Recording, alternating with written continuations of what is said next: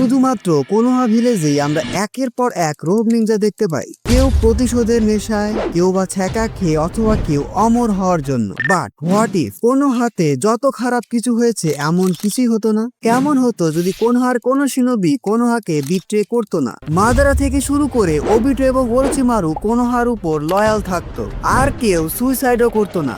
একবার ভাবো পুরো কোনোহার শিনোবি অ্যালায়েন্স কতটা পাওয়ারফুল হতো। এই বিষয় নিয়ে তোমাদের একটু ধারণা দেওয়ার জন্য আমি দারুণ একটা ভিডিও পেয়েছি। ধরো কোনোহাতে অন্য কোনো ভিলেজ অ্যাটাক করলো। প্রথমে আমাদের copy ninja Kakashi Hatake with his Mangekyo Sharingan. এরপর আসুমা সারুতোবি। আসুমাও কিন্তু অনেক পাওয়ারফুল শিনোবি ছিল। তারপর ওবিটো এবং মাইট গাই। এরপর আমাদের 3 লেজেন্ডারি সানিন এবং সাকুমো হাটাকে।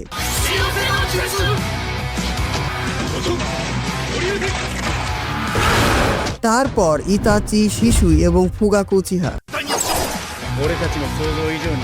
আর এসবের মধ্যে আমাদের ইয়েলো ফ্ল্যাশ মিনাতো নামিকাজেকে কিভাবে ভোলা যায়? আর হ্যাঁ, এটা কিন্তু থার্ড গ্রেড নিনজা ওয়ারের টাইমলাইন। সো আমাদের গড লেভেল শিনোবি যেমন হাশিরামা, মাদারা এরা আগে পটল তুলে ফেলেছে। আর ভবিষ্যৎ প্রজন্ম অর্থাৎ নারুতো, সাসকে, নেজি, রকলি, শিকামারু এরা অনেক ছোট অথবা জন্মায়নি। যেহেতু এটা আমাদের হোয়াট ইফ ভিডিও, তাই এখানে অনেক কিছু চেঞ্জ হবে আর তোমরা এখানে অনেক ইন্টারেস্টিং বিষয় দেখতে পাবে। So keep watching.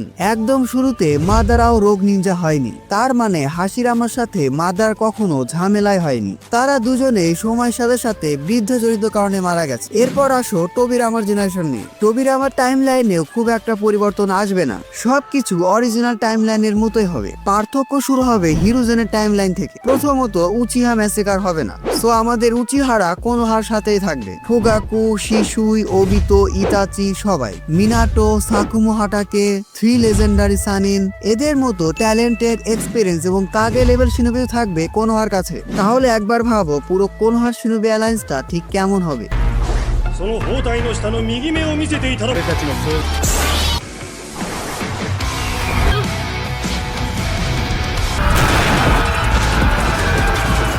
সব শিনোবিদের নাম বলতে বলতে এই ভিডিওটা শেষ হয়ে যাবে, তাই আমি শুধুমাত্র ক্ল্যানের কথা বলছি। আর কে কে মোস্ট পাওয়ারফুল শিনোবি তা তো তোমরা জানোই, কারণ তোমরা গ্র্যাজুয়েট ওটাকুর ফ্যান। প্রথমত strongest clan Uchiha clan, Uzumaki clan এবং হিয়োগা ক্ল্যান। তারপর আসবে নারা, আকিমিচি আর ইয়ামানাকা ক্ল্যানের ডেডলি কম্বিনেশন। এই তিনটা ক্ল্যানের মেম্বাররা জেনারেশনের পর জেনারেশন থেকে অ্যালায়েন্স হিসাবে আছে, এজন্য তাদের টিম ওয়ার্কটা একেবারে অন্য লেভেলের। এছাড়াও অফেন্স এবং ডিফেন্সের জন্য আবুরামে, শিমুরা এবং হাটাকের মতো ছোট বড় অনেক ক্ল্যান থাকবে। এবার কথা বলা যাক আমাদের কোনোহা ভিলেজের অপোনেন্ট সম্পর্কে। ফোর্থ গ্রেড নিনজা ওয়ারের পর সব ভিলেজ যেমন একসাথে ছিল, এই টাইমলাইনে কিন্তু সবাই একসাথে থাকবে না। এই টাইমলাইনে এক ভিলেজের সাথে অন্য ভিলেজের মারামারি কাটাকাটি লেগেই থাকবে। এছাড়াও এই টাইমলাইনে যেহেতু কোনোহা এত বেশি পাওয়ারফুল, এজন্য শুধুমাত্র একটা ভিলেজ কোনোহার কিছুই করতে পারবে না। সে যতই তাদের কাছে advance technology, চাকরা, weapon, tail beast বা পাওয়ারফুল শিনোবি থাকুক না কেন, কোনোহা এখন সবার বাপ, অর্থাৎ যে কোনো ভিলেজের থেকে পাওয়ারফুল। এজন্যই আমরা কোনোহার অপোনেন্ট হিসাবে বাকি সবগুলো ভিলেজকে নিব। ইয়েস, সবগুলো ভিলেজকে। এখানে এই ব্যাটেলটা অনেক বেশি ইন্টারেস্টিং হবে। কোনোহা ভার্সেস অল ভিলেজ, দি আল্টিমেট নিনজা ওয়ার। একটু পরে আমি পাওয়ার এবং অ্যাবিলিটির উপর বেস করে একটা লজিক্যাল অ্যান্সার দিব, বাট আমি চাই তোমরা এখনই কমেন্ট বক্সে জানিয়ে দাও কে জিতবে। আমি জানি বেশিরভাগ মানুষই বলবে কোনোহা জিতবে, তবে আমার কাছে মনে হয় এটা খুবই টাফ ব্যাটেল হবে। হ্যাঁ, খুবই টাফ ব্যাটেল, কারণ বুঝতে পারছো অন্য সব ভিলেজের সাথে কোনোহাকে ফাইট করতে হবে। আমি এটা বলছি না যে কোনোহা হেরে যাবে, আমি শুধু এটা বলতে চাচ্ছি তোমরা বিষয়টা যতটা সহজভাবে ভাবছো ততটা সহজ নয়। কোনোহা অবশ্যই জিতবে। কোনোহা ইজ কোনোহা। এই ভিলেজকে প্রতিষ্ঠাই করেছে 2 গড লেভেল শিনোবি, মাদারা এবং হাশিরামা। এই দুইজন বেঁচে থাকলে কোনো নিনজা ওয়ারই হতো না। কোনোহাকে দেখে সবাই অটোমেটিক্যালি পালাতো। এই টাইমলাইনে তারা বেঁচে নেই, কিন্তু তাদের ডিসেন্ডেন্ট বা বংশধররা বেঁচে আছে। ফুগাকু, হিরুজেন, ডানজো, মিনাতো, সাকুমো হাটাকে, আসুমা এদের থেকে শুরু করে শিশুই, ইতাচি, কাকাশি, ওবিতো, মাইট গাই এরাই কোনোহাকে জিতিয়ে দিবে। ব্যাস, থার্ড গ্রেড নিনজা ওয়ার শেষ।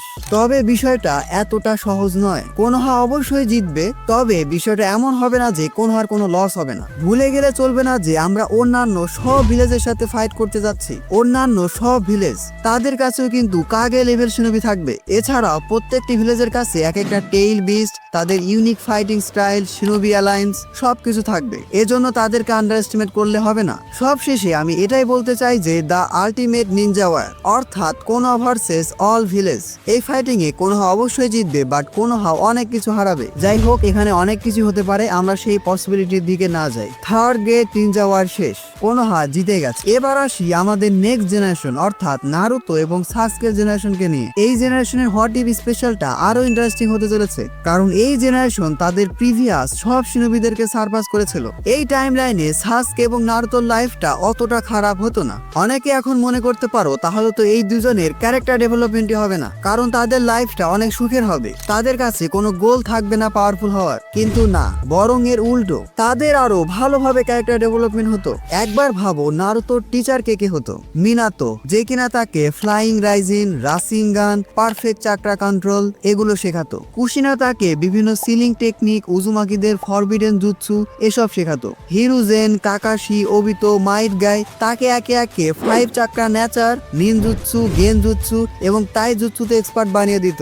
এটা ঠিক নারুতোর কাছে কুরামা থাকতো না, কারণ এই টাইম লাইনে নারুতোর মা অর্থাৎ কুশিনা উজুমাকি 9 টেলস এর জিনচুরিকি। অন্যদিকে সাসকেও তার বাবা ফুগাকু উচিহা থেকে শুরু করে ইতাচি এবং শিশুয়ের থেকে ট্রেনিং নিয়ে ছোটবেলাতে উচিহাদের সব জুৎসু এবং শারিঙ্গানকে মাস্টার করে ফেলতো। আর হ্যাঁ, এই টাইম লাইনেও কিন্তু আকাশকে অর্গানাইজেশন থাকতো, তবে তারা ভালো অর্গানাইজেশন হিসেবে কাজ করত। যেহেতু ওবিতো এবং মাদারা ইভেল হয়ে যায়নি, সেই হিসাবে আমাদের নাগাতো এবং ইয়াহিকো ইভেল হয়ে যাবে না। তাদের জেনারেশনের অন্যান্য শিনোবি যেমন নেজি, রকলি, শিকামারু, চোজি, হিনাটা, ইনো এদের সবার ক্যারেক্টার ডেভেলপমেন্ট হইতো। বাট স্টিল এই টাইম লাইনেও সবকিছু ভালোভাবে হলেও সাকুরার ক্যারেক্টার ডেভেলপমেন্ট হইতো না। আমার কাছে মনে হয় সাকুরা আগের মতো ইউজলেস থাকতো। যাই হোক, আমরা আমাদের মূল কাহিনীতে ফিরে আসি। থার্ড গ্রেড নিনজা ওয়ারের পর সবকিছু খুবই শান্তিতে চলছে, বাট কাহিনী এখানেই শেষ নয়। কোনোহা এখন অনেক বেশি পাওয়ারফুল। কোনো অপোনেন্টস এর সাহসী হবে না কোনোহাতে অ্যাটাক করার। এছাড়াও মাদারা যেহেতু রোগ নিনজা হয়নি,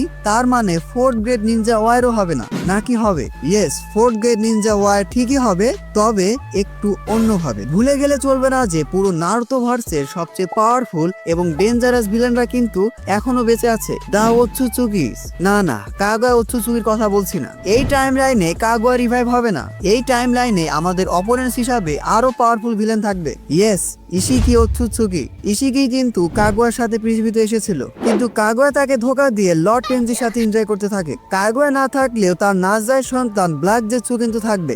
সবকিছু অনেক বেশি কমপ্লিকেটেড, তবে আমি তোমাদের জন্য সবকিছু সুন্দরভাবে সাজিয়ে গুছিয়ে এনেছি। দেখো, থার্ড গ্রেড নিনজা ওয়ারের পর সবকিছু শান্তিভাবে চলবে এটা সত্য, কিন্তু অরিজিনাল টাইম লাইনে অর্থাৎ বোরুতো অ্যানিমেতে ইশিকি যেভাবে ফিরে এসেছিল, এই টাইম লাইনে কিন্তু ইশিকি সেভাবে ফিরে আসতো, অর্থাৎ জিগেন রূপে। জিগেন ইশিকির ফার্স্ট ভেসেল। সো আমাদের কোনোহা ভিলেজে সবকিছু শান্তিভাবে চলছে, বাট কোনো একদিন ইশিকি জিগেন রূপে আচমকা ভিলেজে অ্যাটাক করে বসবে। কেন?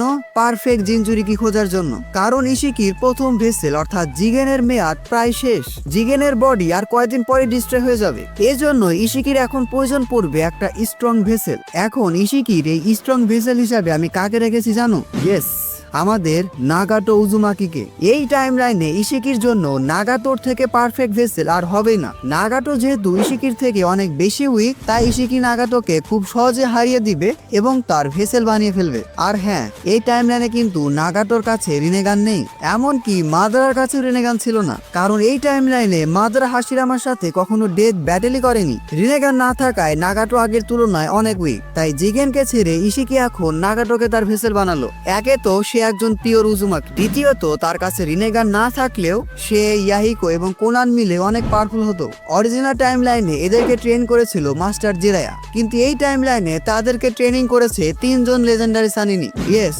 জিরায়া, সুনাডে এবং ওরোচিমারু 3 জন মিলে এদেরকে ট্রেনিং করেছে। যাই হোক, এবার ইশিকি ওরফে নাগাতো এবং ব্ল্যাক জেটসুর সাথে পুরো কোনোহা ভিলেজের ফাইট হবে। তোমরা এখন বলতে পারো, ভাই ইশিকি তো তার ভেসেলকে পেয়ে গেছে, তাহলে সে কেন কোনোহাতে অ্যাটাক করবে? ওয়েল, প্রথমত নাগাতো কিন্তু কিন্তু এখন কোনোহার অ্যালায়েন্স।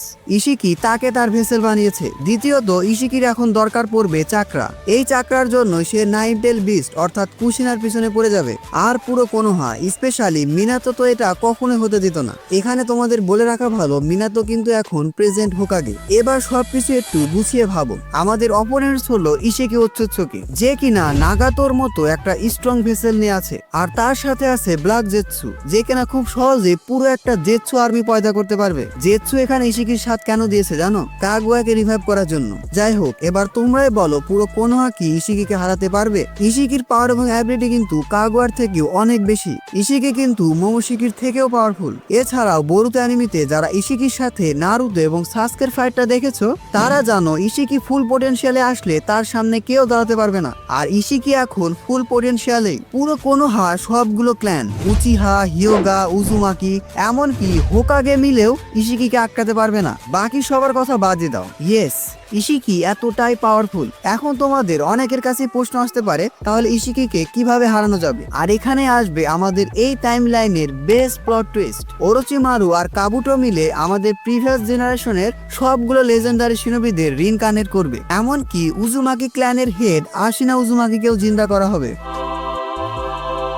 একবার ভাবো, এত সব লেজেন্ডারি শিনোবি, তাও আবার আনলিমিটেড চাকরা এবং রিজেনারেশন ফর্মে। ইয়েস, এই ব্যাটেলটা অনেক বেশি ইন্টারেস্টিং হবে। ইশিকি যতই পাওয়ারফুল হোক না কেন, মাদারা, হাশিরামা, টোবিরামা, ইজুনা, আশনা উজুমাকির মতো রিইনকার্নেট শিনোবি, অন্যদিকে ফুগাকু, হিরুজেন, ডানজো, মিনাতো, সাকুমো হাটাকে, আসুমা সারুতোবি, এদের থেকে শুরু করে শিশুই, ইতাচি, কাকাশি, ওবিতো, মাইট গাই। এখানে শেষ নয়, আমাদের প্রেজেন্ট জেনারেশন অর্থাৎ নারুতো, সাসকে, নেজি, রকলি, শিকামারু নারা, এরা সবাই তাদের পিক ফর্মে।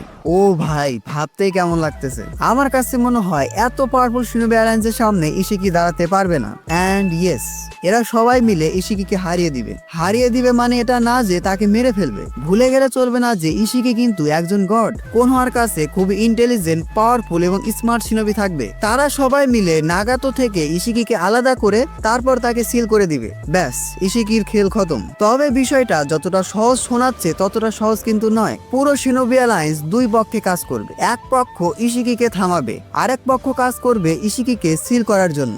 ইশিকিকে থামানোর জন্য আমাদের স্ট্রংগেস্ট ক্যারেক্টাররা থাকবে, যেমন ধরো মাদারা, হাশিরামা, নারুতো, সাসকে এরা। আর ইশিকিকে সিল করার জন্য আশিনা উজুমাকি, ইতাচি উচিহা, ওরোচিমারু, কাবুটো এ সকল শিনোবিরা থাকবে। আর এদেরকে হেল্প করার জন্য সাপোর্টিং ক্যারেক্টারের কথা বললাম না। তোমরা খুব ভালো করে জানো কে কোন রোলে বেস্ট হবে, সো তাকে সেভাবে ফিট করে নাও। So that's it. এটাই ছিল আমাদের সবচেয়ে demandable what if special video. এরপরে যদি তোমাদের কোনো হোয়াট ইফ স্পেশাল রেকমেন্ডেশন থাকে তাহলে আমাকে ইনস্টাতে ডিএম করতে পারো, ঠিক যেমন ভাবে এটাতে করছিলা। লিংক তোমার ইউটিউব চ্যানেলে দেওয়া আছে। সো আজকে ভিডিওটি এ পর্যন্তই। ভিডিওটি ভালো লাগলে ভিডিওটিতে এখন একটি লাইক দিয়ে চ্যানেলটি সাবস্ক্রাইব করে ফেলো। Don't subscribe if you are not an anime fan. See you in next video.